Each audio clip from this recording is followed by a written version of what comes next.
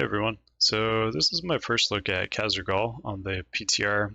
Ran this with a PUG and got to main tank this one, so that was pretty cool.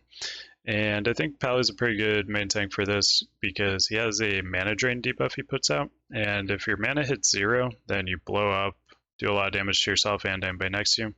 So Pally's, if you take damage, you get healed and you restore mana with spiritual attunement, and so that helps keep your mana up. So I think Prot Paladin is a pretty good main tank for this one.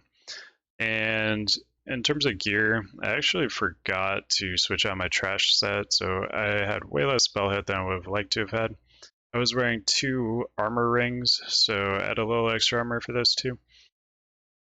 And so basically I just dragged him back. Ideally you'd have a hunter just MDU all the way back here, but this was a PUG and communication wasn't that great, so I went up there, I had to pull him back myself, just pulled him back to Thrall, made sure Thrall got involved, and this guy does a War Stomp too, so that's going to stun you for a little bit.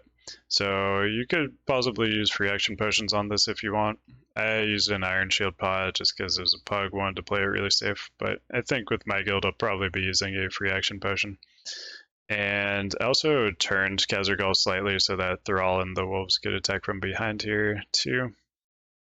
And I didn't get like any totems in this fight. I think the shamans were just like being kind of lazy and not dropping them. But also I did pop bubble and cancel the aura to get rid of one of the debuffs. That's something you can do to get rid of the mana debuff.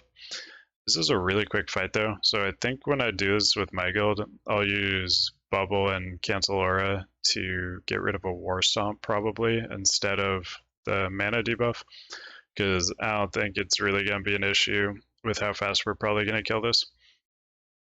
So I'll probably just do that for some extra threat and damage. And